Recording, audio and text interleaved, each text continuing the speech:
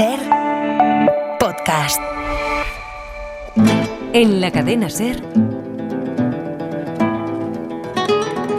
La Hora Extra, con Dani de la Fuente.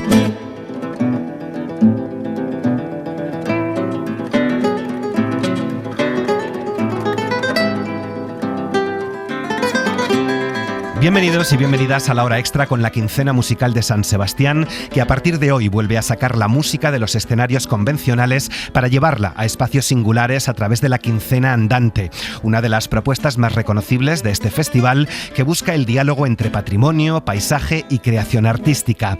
En Chillida Leku, donde las esculturas de Eduardo Chillida conviven con la naturaleza, este año habrá dos citas muy especiales, un homenaje a Bach y otro a Manuel de Falla en el 150 aniversario de su nacimiento.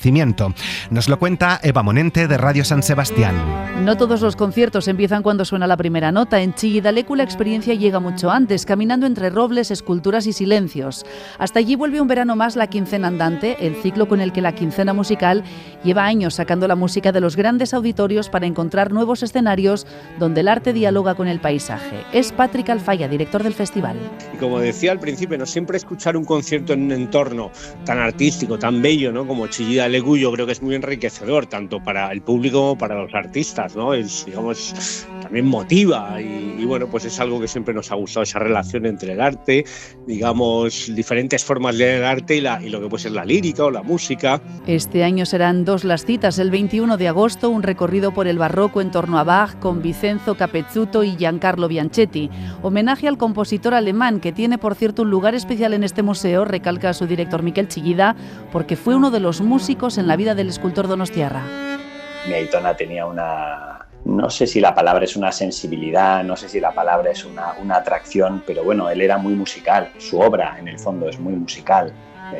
Yo me acuerdo siempre cómo le acompañaba a Johann Sebastian Bach en su estudio, ¿no?, mientras dibujaba o mientras iba recortando esos papeles para esas gravitaciones tan bonitas. Entonces, dentro de esta idiosincrasia del lugar y dentro de que Chillida Leku es un lugar de encuentro para los diferentes y para todas las artes, para todas las que son diferentes pero son de alguna manera iguales, pues bueno, por eso funciona tan bien.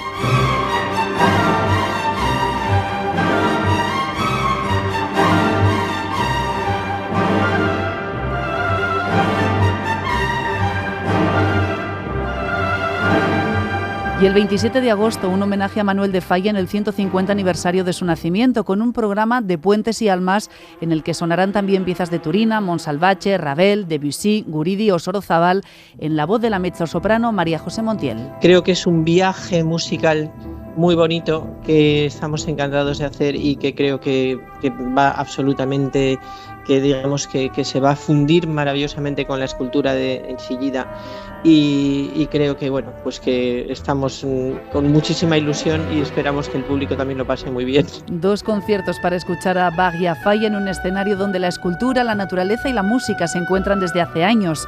Es una de esas propuestas que definen el espíritu de la quincena andante, descubrir que a veces el lugar también forma parte de la partitura.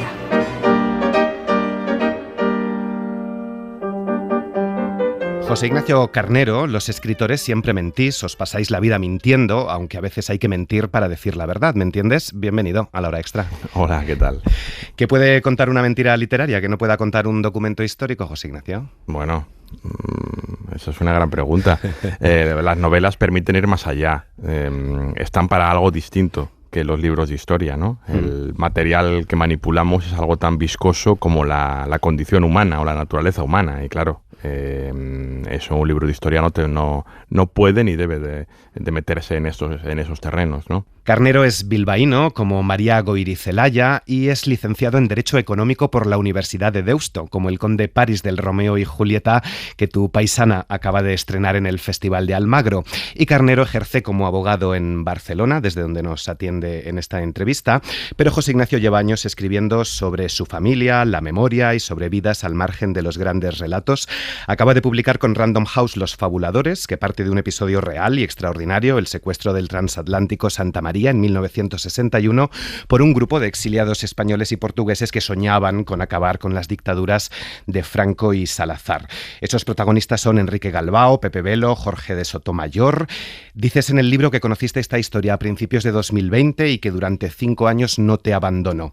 ¿Cómo diste con ella y en qué momento una anécdota histórica se convierte en una obsesión literaria? Sí, pues es tal y como lo dices. La verdad es que ahora he hecho la mirada atrás y me doy un poco de miedo, ¿no? Porque me doy cuenta de todos los viajes que he hecho, de todas las entrevistas que he hecho, a todos los archivos a los que he ido. Y sí, partió de la lectura de una noticia. Se cumple el X aniversario del secuestro del Santa María. Empecé a mirar cosas por internet aquella misma noche y digo, bueno, ¿cómo es posible que no tengan idea de este episodio tan alucinante, ¿no? Que 24 exiliados en 1961 secuestraron un transatlántico en el Caribe, en Venezuela, con la intención de llevarlo a África, y allí en Guinea Ecuatorial y Angola levantaron una insurrección contra las dictaduras, ¿no? Me quedé completamente alucinado. Y ahí, bueno, nació una obsesión. Pues al día siguiente me puse a mirar las hemerotecas de los diarios de la época y al cabo de unos meses pues ya estaba yendo a archivos, entrevistando a sus protagonistas o a gente que conoció a los protagonistas del secuestro. Y en fin, sí, es una historia que me ha acompañado durante unos años y que ha estado, en fin, al lado mío las 24 horas del día, como quien dice. ¿Y cómo ha sido ese proceso de investigación histórica de una realidad tan fragmentada? Pues muy feliz, muy feliz.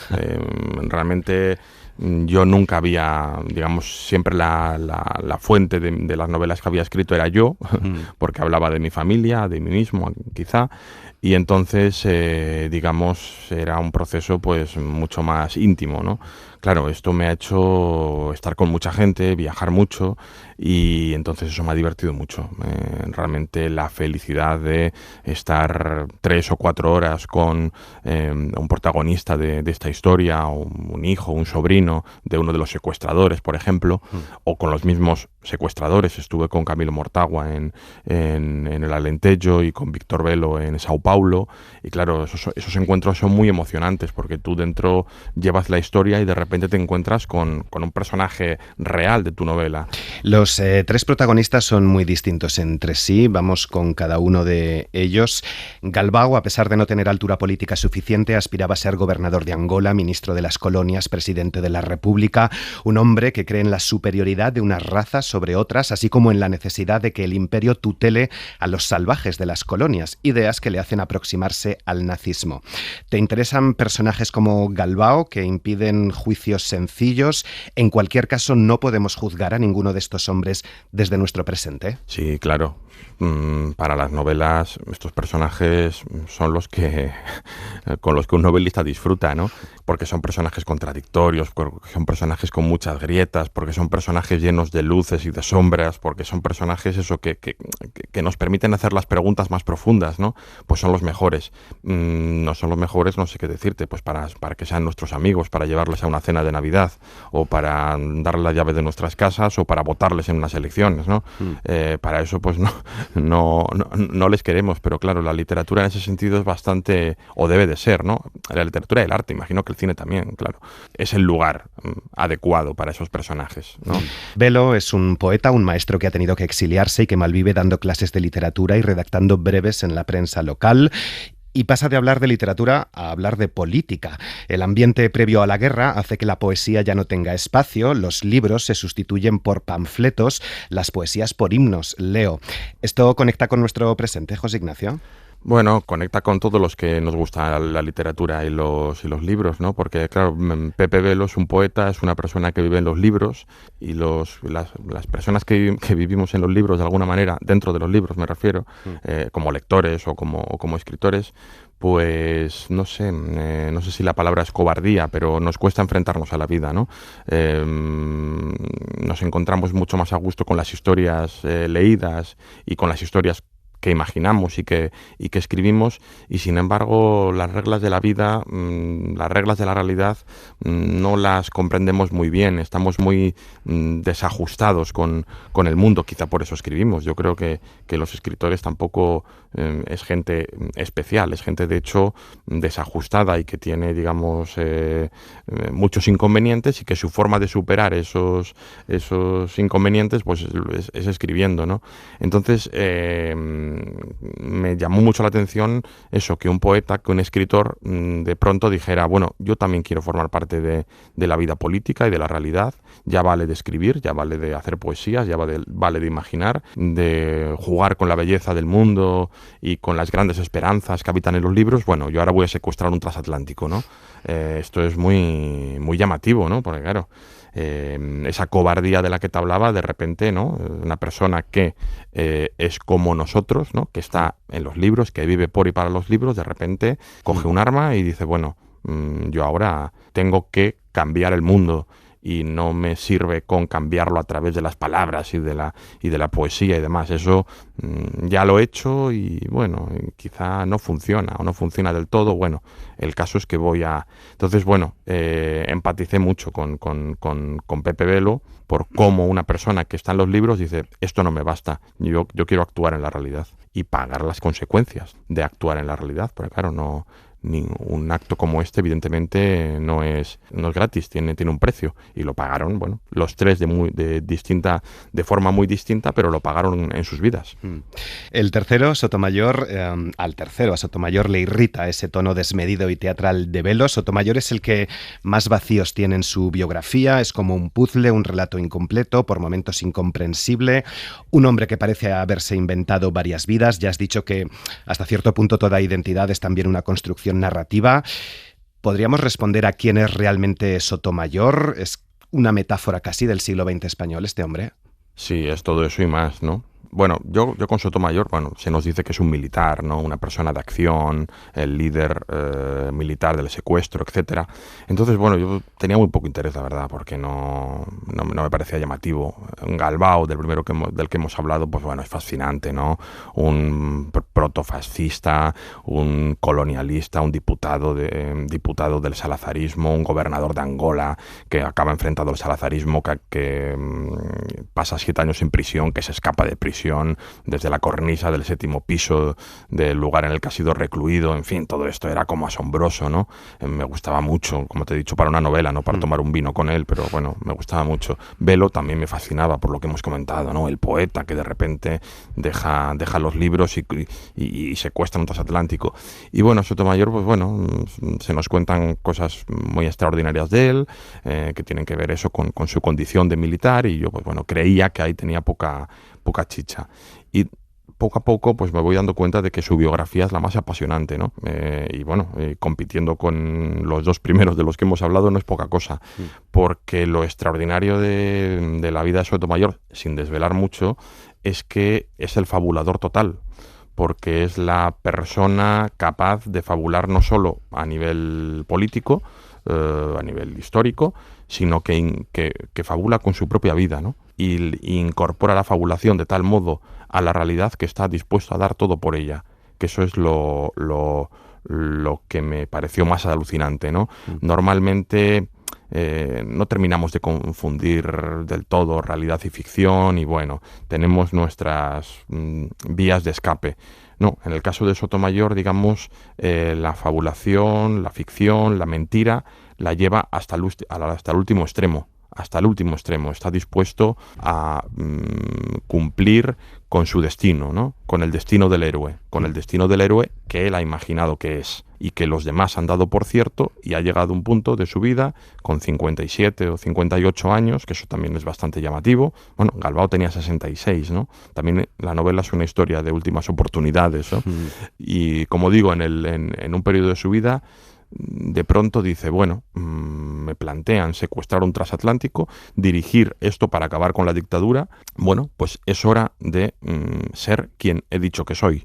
Y eso no se queda en palabras. Él vende su patrimonio para financiar el asalto, y dirige militarmente el asalto, ¿no? Entonces, claro, cuando tu destino, cuando el relato de ti mismo lo llevas hasta ese punto tan extremo, la pregunta es evidente. ¿Es una mentira llevada hasta el último extremo, sigue siendo una mentira? Pues claro, eso es lo que te decía al inicio de la conversación, ¿no? Esas son las preguntas que deben hacer las novelas, ¿no? Y yo creo que la pregunta que nos hace la historia de Sotomayor es esa, ¿no?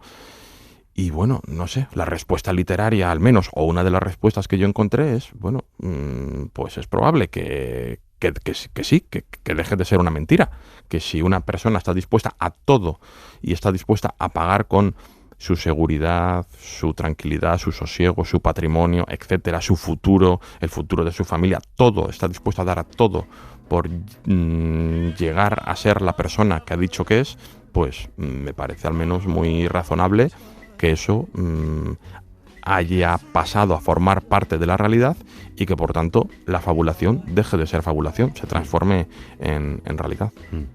¿Te interesan más los héroes o te interesan más todos esos derrotados, harapientos, desamparados, parias de todos los tiempos y de todas las épocas a bordo de ese barco? Me interesan estos últimos. Los héroes no existen, lo que pasa que el narrador de la novela pues cree que existen y entonces los busca, incluso los busca desesperadamente porque es un narrador un poco ingenuo, todavía no ha comprendido bien la historia y entonces al final pues va descubriendo que los héroes no existen, que los héroes son arquetipos, que son unos mentirosos, que son unos falsificadores de la realidad y de su propia realidad, y que el heroísmo, si hay que encontrarlo, pues estará en otros sitios, pero normalmente no está en el lugar que se nos dice que está, que todo héroe es un mentiroso.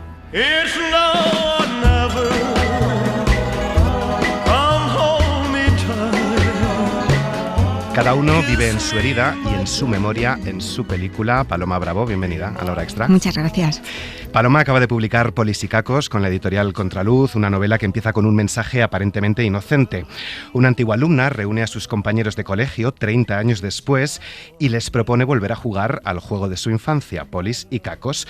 Pero bajo esa invitación laten viejas heridas, etiquetas que nunca desaparecieron del todo y una pregunta incómoda. ¿De verdad dejamos atrás a quienes fuimos en el colegio? Tengo que empezar, Paloma, preguntándote lo evidente. Después de leer la novela, explicas en el epílogo que esto surge de una invitación real. ¿Cómo fue eso que sentiste cuando una antigua compañera de colegio te escribe para volveros a juntar? Bueno, al principio fue normalidad, vale, escribe, ¿no? Porque escribe, empieza a crear un grupo de WhatsApp. Cuando se puso inquietante fue cuando literalmente dijo que quería que quedáramos en un espacio con jardín para volver a jugar a Polis y Cacos. Y le decías, pero ¿tú has visto la edad que tenemos? Y además se montó, pues éramos 25 en clase, era alguien del colegio, y a la comida fuimos 7. Y piensas, ¿y por qué no han venido los demás? Yo desde luego fui para no jugar a Polis y Cacos, para de ninguna manera jugar a Polis y Cacos. ¿Y al final acabasteis jugando a Polis y Cacos? No, por supuesto que no, por supuesto que no. ¿Qué tiene este juego que parece tan simbólico, Polis y Cacos, para hablar no solo de la infancia, sino también de la edad adulta? Yo creo que hay una parte en Polis y Cacos, es como las pelis de vaqueros, ¿no? Está quien es de los vaqueros y quien quiere ser siempre de los indios, pero está también este factor de la persecución, de quién es más rápido, quién es más lento, qué pasa cuando te capturan, quién se acostumbra a perder, y una cosa tremenda que al menos pasaba en mi colegio, que es quién hace los equipos, quién te elige y qué pasa cuando eres al que nadie quiere elegir en su equipo, ¿no? Tantísimos años después, algunos se han quedado a vivir en el pasado, es su época de esplendor y máxima felicidad. Otros preferimos vivir en el futuro, esperando una paz que no llega y un yo que no nos avergüence, esperando una vida sin miedos, sin fantasmas, sin etiquetas. Pero más adelante leemos que todos, en cierta medida, sentían nostalgia. ¿La novela nace fruto de la nostalgia o también para cuestionar esa idea de nostalgia y de cierta idealización que tenemos de la infancia? Para mí, nostalgia ninguna. La novela nace de una pregunta, ¿no? Porque a ti te encierran de pequeño en una clase y enseguida te ponen una etiqueta. Y se generan unas expectativas a partir de la etiqueta. Entonces, tú enseguida empiezas a pensar, de clase al que le va a ir bien es a este en cambio le va a ir fatal. Y es, ¿qué pasa después? ¿Qué ha pasado con esas expectativas, ¿no? Una vez que te pones a googlear, a ver en LinkedIn, ¿no? ¿Qué ha pasado con toda esta gente? cómo les ha pasado la vida por encima y qué fue de esa esperanza que habían generado o esa falta de esperanza. La lista: el guapo, la graciosa, el empollón, la deportista, el malote, la rara, el pelota, la mandona, el mimado, la gorda, el buenazo, el torpe, el zalamero.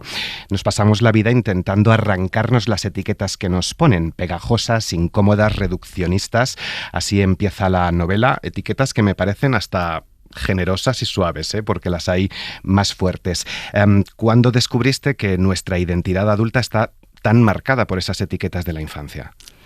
Yo creo que lo descubres enseguida. Yo al final tuve la suerte de poder irme del colegio que me estaba aplastando con sus etiquetas a los 14 años. Me fui interna fuera de España y de repente descubrí que yo no era como me decían que era.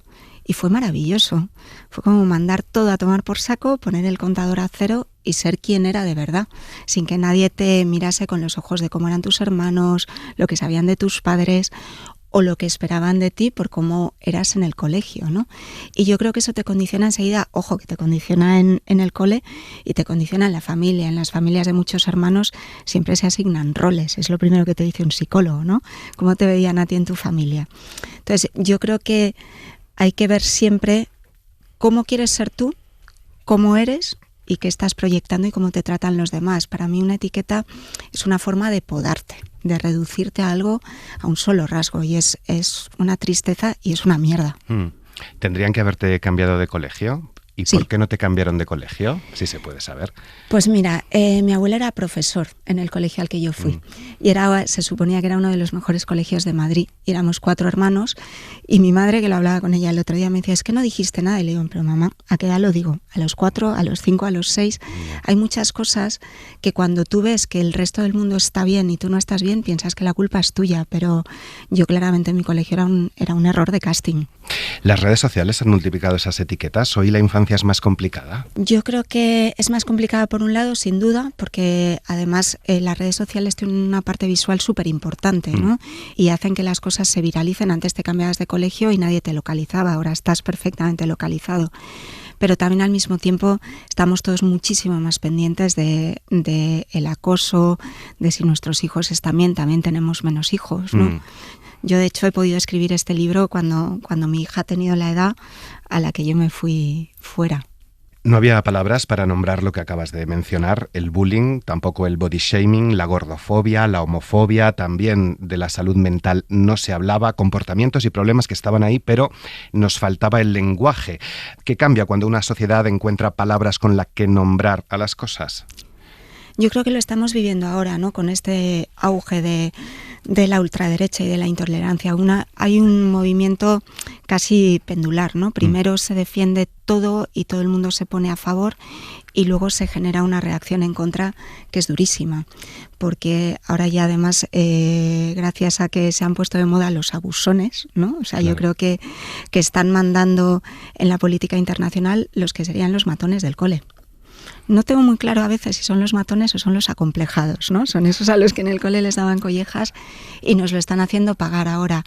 Pero yo creo que se están permitiendo quitarse unas caretas y burlarse con muchísima crueldad de cosas que son muy dolorosas. Sí, le pongo yo nombres y apellidos, Donald Trump, porque además lo decía Meryl Streep hace unos años cuando Donald Trump se burló públicamente de un periodista con discapacidad, o no hay más que ver cómo se refiere a sus compañeros líderes de otros países, sobre todo de los europeos. Pero claro, a este señor le han votado millones de personas, todavía hoy millones de personas, según las encuestas, apoyan sus formas de comportarse. ¿Te preocupa que la figura del bully, del acosador y del bullying haya cobrado cierto prestigio social, se haya normalizado? Me preocupa muchísimo porque además lo que yo veo es que se ha normalizado el individualismo. O sea, yo tengo la sensación de que hace 20, 30 años teníamos un proyecto común como sociedad, ¿no? Que era vivir mejor. Y ahora mismo está cada uno en su propio proyecto. Quiero hacer pasta, quiero viajar más lejos, quiero reírme más, quiero emborracharme. O sea, no se están midiendo para nada las consecuencias que tienen nuestros actos. Y hay una tremenda tolerancia hacia el egoísmo y hacia el narcisismo patológico. A propósito de lo de vivir mejor, estos tienen 48 años, están ganando menos que sus padres, viviendo en casas más pequeñas, yendo de vacaciones más baratas. No sé si es también una novela sobre una generación que creía que iba a vivir mejor que sus padres y que ha descubierto que esos sueños, de esas promesas de vida mejor, se han incumplido, y cómo se gestiona esa frustración de expectativas, claro. Pues es muy complicado, pero es que yo creo que la generación de los X, que aquí en España yo creo que los boomers son otros, la generación de los X nos dijeron que teníamos que estudiar porque a nuestros padres con becas, con esfuerzo, les había ido medio bien, ¿no? Y nos dijeron todo eso y de repente nos han atropellado muchas crisis, se nos ha venido abajo también la idea del amor romántico, ya no te casas para toda la vida, ya no te enamoras para toda la vida, somos una generación de transición, que muchos teníamos algunas madres que trabajaban, pero la mayoría no. Es la generación de la igualdad, que te casas con tu pareja en la universidad y de repente empieza a haber como disfunciones, ¿no? Porque tú a tu madre no la habías visto trabajar y entonces tu pareja trabaja.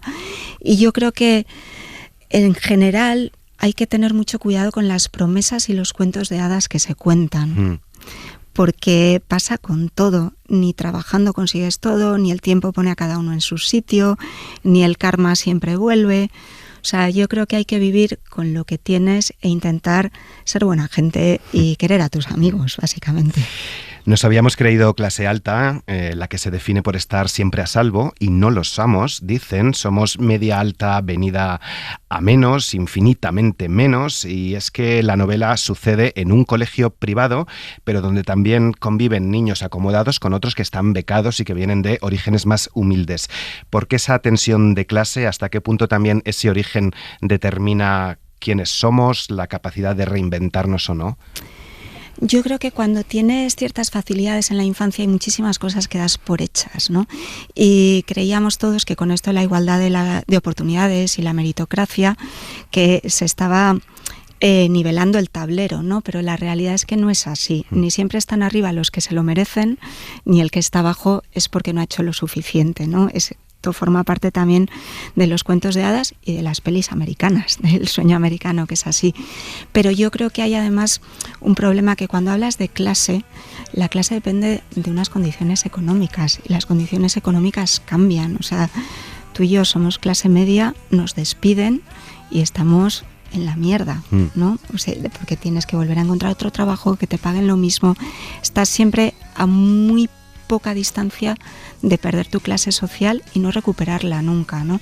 Para mí clase alta es quien no tiene que preocuparse por cómo va a vivir, y eso les ocurre a muy poquitos, pero cuando naces en un entorno que te permite creerte eso, a veces te esfuerzas menos, ¿no? Y en el colegio al que yo iba, en los que éramos familia de profesores o del staff del colegio, teníamos una beca total o parcial.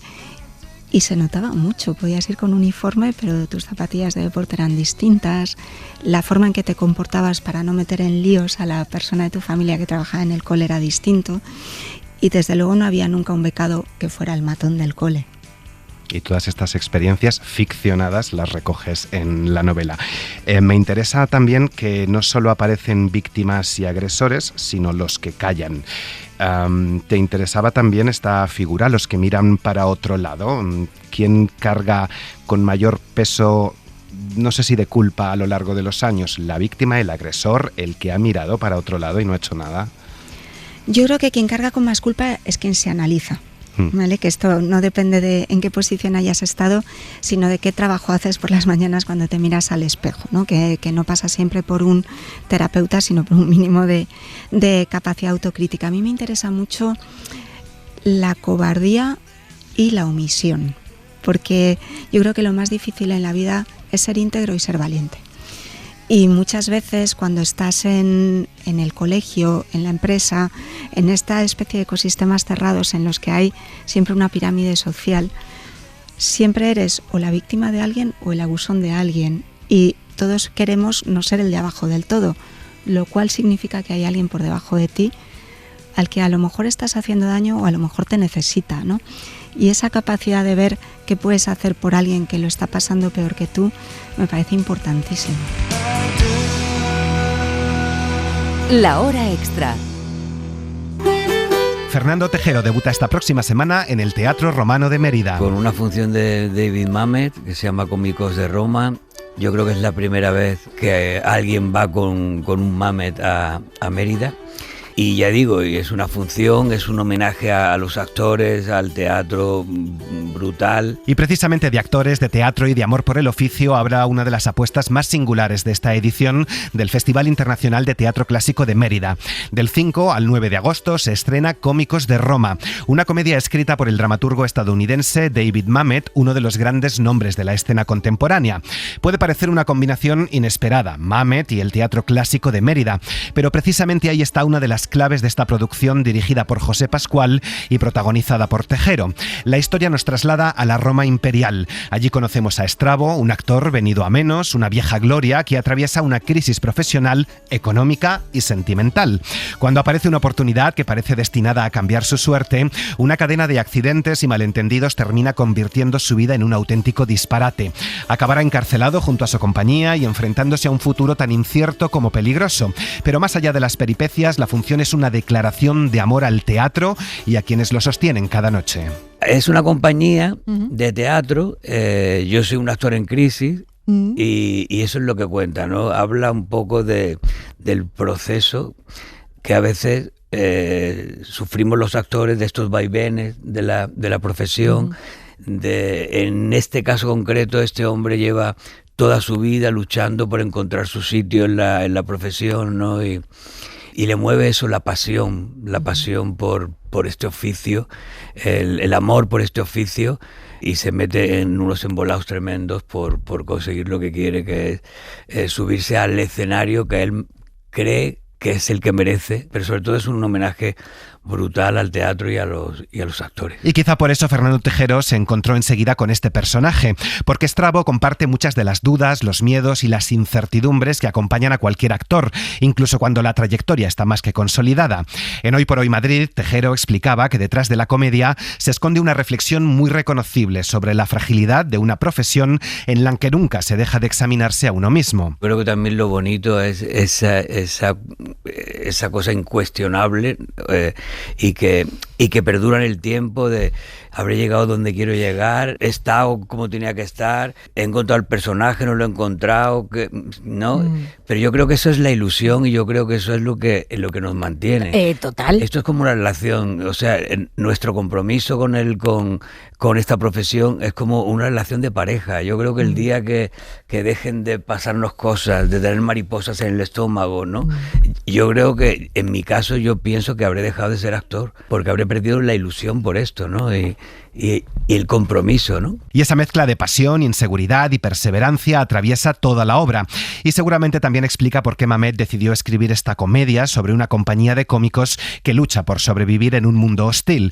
El propio Tejero ha contado que llevaba años esperando encontrar el proyecto adecuado para debutar en Mérida y que cuando leyó este texto tuvo claro que había llegado el momento. A kiss on the hand may be quite continental, but diamonds are a girl's best friend. Este 2026 Marilyn Monroe habría cumplido 100 años, pero el 4 de agosto de 1962 murió por una sobredosis de barbitúricos.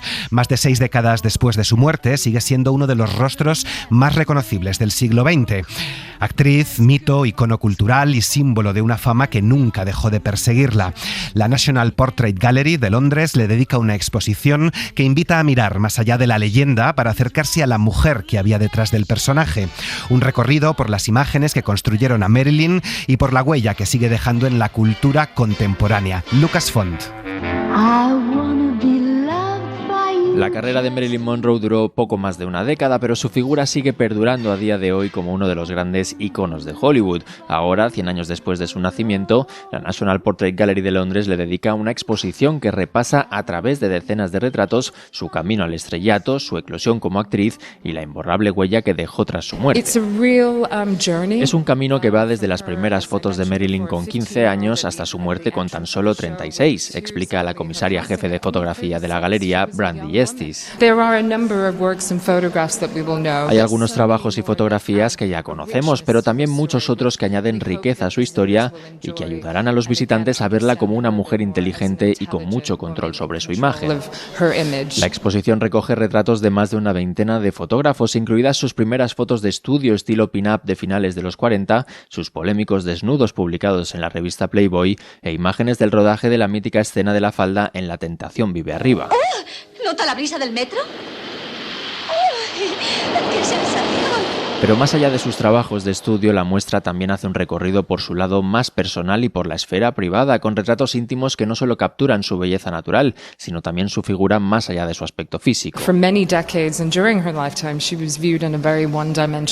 lo largo de su vida y durante muchas décadas, Marilyn fue vista de una forma unidimensional, pero más allá del glamour frívolo y cursi, había una mujer muy leída y muy culta, explica la comisaria. Su muerte por una sobredosis de barbitúricos en 1962 conmocionó al mundo y dio lugar a muchísimas obras que ayudaron a consolidar su imagen como un icono de la cultura pop, desde los míticos retratos de Andy Warhol hasta obras de Pauline Buty o Rosalind Drexler, unas obras inspiradas en fotografías tomadas años atrás y que en muchas ocasiones la actriz había supervisado personalmente antes de su publicación.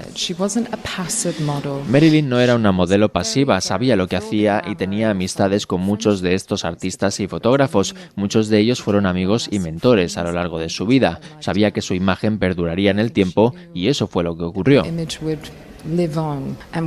Además de las fotografías y de las pinturas, la exposición incluye artículos personales de la actriz, incluidos guiones, productos cosméticos, zapatos y vestidos, y recoge escenas de películas que la consolidaron como una estrella a principios de los 50, como Niágara o Los caballeros las prefieren rubias. Todo ello para ofrecer a los visitantes una imagen lo más completa posible de la actriz en una exposición que estará disponible en la Galería Londinense hasta el próximo 6 de septiembre. Hay artistas que ocupan los museos y otros que los transforman. La portuguesa Joana Vasconcelos pertenece a esa segunda categoría. Su obra, monumental, exuberante y llena de ironía, dialoga ahora con el universo de Picasso en una exposición que convierte el Museo Picasso de Málaga en un espacio de encuentros inesperados entre tradición y contemporaneidad, entre artesanía y vanguardia, entre lo íntimo y lo descomunal. Una invitación a recorrer el museo con otros ojos y a descubrir cómo dos creadores de épocas muy distintas pueden llegar a compartir preguntas comunes sobre la identidad, el cuerpo o la creación artística. Ser Málaga, Jesús Sánchez.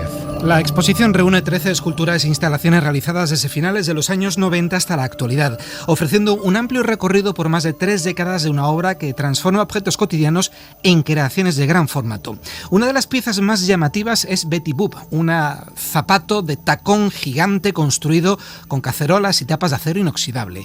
La artista utiliza este objeto para reflexionar sobre la identidad femenina y poner en diálogo dos ámbitos tradicionalmente asociados a la mujer, el espacio doméstico y el universo de la fantasía y el deseo. Hay muchas cosas que son relaciones que se pueden ver, esta relación de transformación de los objetos, de la imagen, de la figuración, de la abstracción, que son temas que Picasso trabajaba muy bien, y Picasso conseguía hacer las dos, muy figurativo pero también muy abstracto.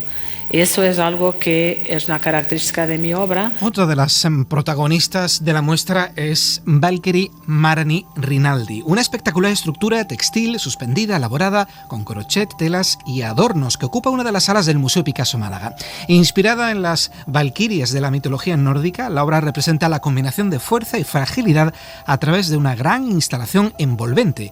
Miguel López es el director artístico del Museo Malagueño. Juego, pregunta, transfiguración. Yo creo que la exposición plantea muchas preguntas. Creo que la elemental, y la dijo ayer Joana en la conversación, fue hasta qué punto el arte puede ser un mecanismo de paz. Y creo que, volviendo a lo que he dicho al principio, creo que todos hemos experimentado un momento de paz alrededor de tu obra. Joana es una artista que plantea preguntas, no plantea respuestas, desde objetos cotidianos, cosas que nos rodean pero que son resignificadas. El recorrido se completa con obras como Loft, que recrea los espacios de una vivienda para convertir lo íntimo en un espacio público, y la titulada 3W Fatima's Shop, una instalación que explora la relación entre la devoción religiosa, la cultura popular y el consumo. Con esta exposición, el Museo Picasso de Málaga acerca al público el universo creativo de una de las artistas más destacadas del arte contemporáneo europeo. Cada verano, Aranda de Duero se convierte en punto de encuentro para miles de amantes de la música que llegan atraídos por una mezcla muy particular de grandes nombres, descubrimientos, cercanía y ambiente festivo. Crystal Fighters, Iván Ferreiro, La Pegatina o León Benavente son algunos de los que van a pasar por la nueva edición del Sonorama. Radio Aranda, Vicente Herrero. Todo está preparado para el arranque de la 29ª edición de Sonorama Ribera, un evento que a lo largo de 5 días reúne a más de 150 artistas o bandas y que desde hace ya algunos lustros ha puesto a Aranda de Duero en el mapa de los festivales con más tirón. Iván Ferreiro, que estamos escuchando, Crystal Fighters, La Pegatina o León Benavente el miércoles, Guitarrica de la Fuente, Rigoberta Bandini, Nacho Vegas o Ramoncín el jueves. Para el viernes, Love Us Lesbian, Sexy Zebras, Ángel Stanich o Coti. El sábado la organización echa el resto con actuaciones como la de los burgaleses La Moda, Valeria Castro, Ojete Calor, Soel López o Leiva. Casi ya no veo el puerto. Que ofrecerá en esta localidad su único concierto en un festival español este año, un hecho que el director del festival le atribuye a la estrecha relación que el artista mantiene desde hace décadas con Sonorama Ribera. Javier Ajenjo. Quizás lo sepa muy poquita gente, pero esto viene cuando Leiva no era mayor de edad aún. Y vino a Aranda por primera vez con una banda que se llama Buenas Noches Rose. Y aquella fue el primer contacto y es una relación pues de muchos años ya. Y que se ha ido fortaleciendo con el tiempo porque es un tipazo que no le ha cambiado absolutamente nada todo ese mare magnum que es la fama y el éxito y el dinero, que a veces transforma tantísimo a personas que dejas de reconocer. Entre las principales novedades destaca un despliegue técnico inédito en España, con un frente de 120 metros lineales de pantallas que sustituirá las tradicionales lonas decorativas. Y dentro de los escenarios urbanos, los que son de entrada gratuita, la Plaza del Trigo volverá a ser uno de los grandes focos de la programación, con mejoras en el sistema de sonido y donde la organización espera reunir a la mejor generación de artistas que comienzan su carrera. Y es que la apuesta por bandas emergentes, como Aluo, que estamos escuchando, es una de las señas de identidad del festival. Después de 29 años que tú puedas de alguna manera ayudar a cumplir sueños y apoyar a bandas que de otra manera no podrían estar en otros festivales. Así que estamos a las puertas de un festival que decidió madrugar este año un poco más para no coincidir con otro acontecimiento sin precedentes como es el eclipse del 12 de agosto. Y otra novedad es que el programa se extiende un día más hasta el domingo 9, donde todavía hay bandas de primera fila como Drugos, Niños Bravos o La Regadera. María Jesús Rodríguez ha estado en la técnica. Muchas gracias por acompañarnos. Buena semana.